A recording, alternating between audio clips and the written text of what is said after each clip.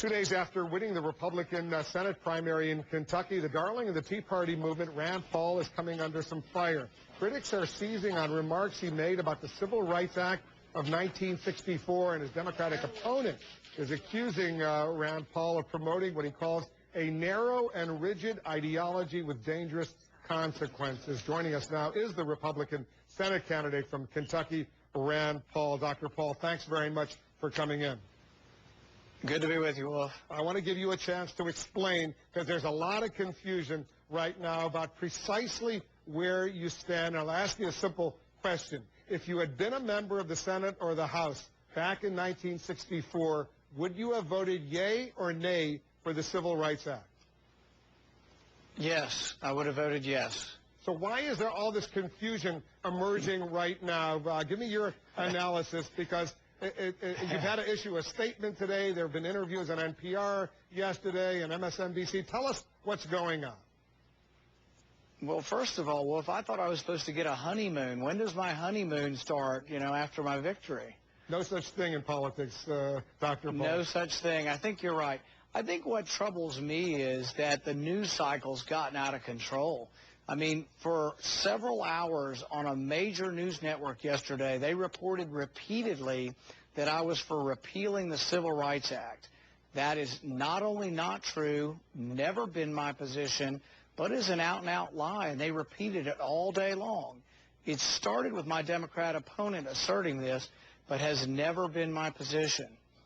You support that, because the argument was made that you support the Civil Rights Act in terms of government responsibilities. There should be no racism or segregation. But if there's a private club or a restaurant where they don't want to serve African Americans, as abhorrent as that is, you think that they have you suggested, correct me if I'm wrong, they would have a right to do that. Well, what I did suggest was that it was a stain on the history of the South and of our country that, we desegregated in 1840 in Boston.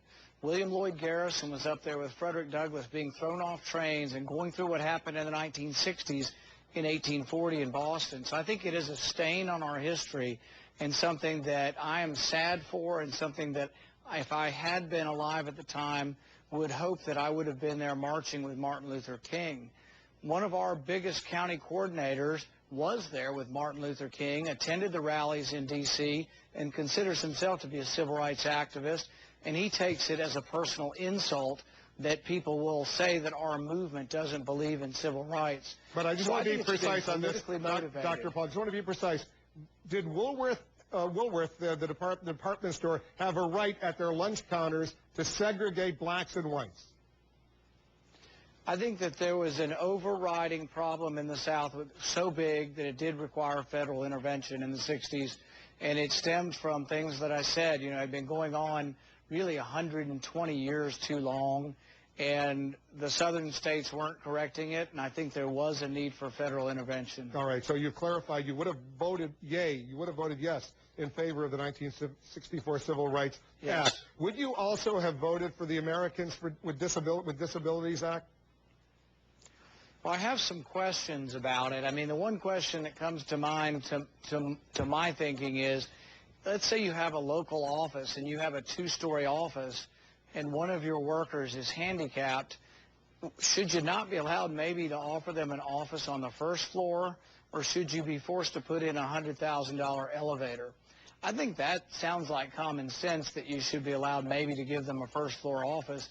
I think sometimes when we have a federal solution, we make it one size fits all, and that we recognize the problem, which I do also, of someone who's handicapped, but then we don't take into consideration at all the business owner or the property owner. So I think it's a balancing act, and I'd have to look at that legislation to see how they balanced it. But my understanding is that small business owners were often forced to put in elevators, and I think you ought to at least be given the choice of, can you provide an opportunity without maybe having to pay for an elevator? So the answer is you don't know for sure if you would have voted yes or no on that Americans for Disabilities Act.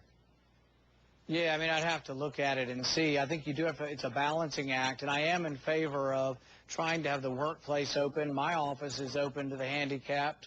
We try very hard, but, it's been open to the handicapped for decades. So, it doesn't always take government for people to do the right thing. Sometimes government has to step in extraordinary circumstances, but I think a lot of times that the private world can step up and do the right things, or we can find local solutions over federal solutions. So it's not always whether you oppose something, it's about where the solution should arrive, whether it arrives at the federal government or the local government. I do think, though, that there is a big civil rights issue out there, and I think the Democrats avoid it, and that's school choice. I think the biggest thing holding down our inner city communities is a lack of good education, and I say give them a choice, let them choose to go to a school anywhere in the city or outside the city.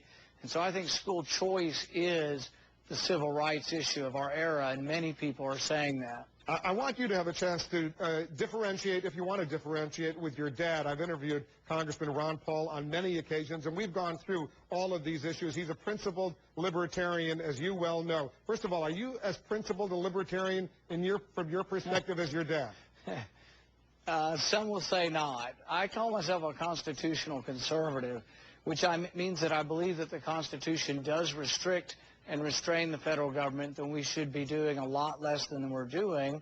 And if we did so, I think we would balance the budget and we would have more local and state control. All right. So we'll agree on a lot of issues and we'll disagree on some, and there may be some nuance. But I would say he will probably still be the #1 libertarian in the country. I'm probably not going to supplant him there. He's not going to be able to compete because there are 4 votes, and I've discussed this with himself, in which the vote was 425 to 1 or 421 to 1, 424 to 1. For example, asking Arab states to acknowledge genocide in Darfur, asking Vietnam to release a political prisoner, condemning the Zimbabwe government, awarding a gold medal to Rosa Parks. Your dad was the only member on the Democratic and Republican side to vote against that because he's a principled libertarian. He doesn't want the U.S. government involved in any of these issues. Are you the same as him? Probably not. And the thing is that he is incredibly principled, and I admire him for the stands he's taken. Interestingly, some of those things that sound like, how could anybody be against that? The reason he votes against it a lot of times is not that he disagrees with the position. Often he'll agree with the position of the resolution, but just think that the government really shouldn't be making a statement on some of these things. I think it's yet to be seen how I'll vote on resolutions, non-binding resolutions, but I'm probably not going to be the great path breaker that he is, but I think he stands on principle, and I think he's well respected because he doesn't compromise his principles. We're going to continue this conversation, I'm hoping, on many occasions, Dr. Paul. Thanks very much for coming in. Glad you had a chance to explain your positions precisely. These are, as you well know, as a novice politician, among the most sensitive issues out there. Thank you. Dr. Rand Paul is the Republican senatorial candidate from Kentucky.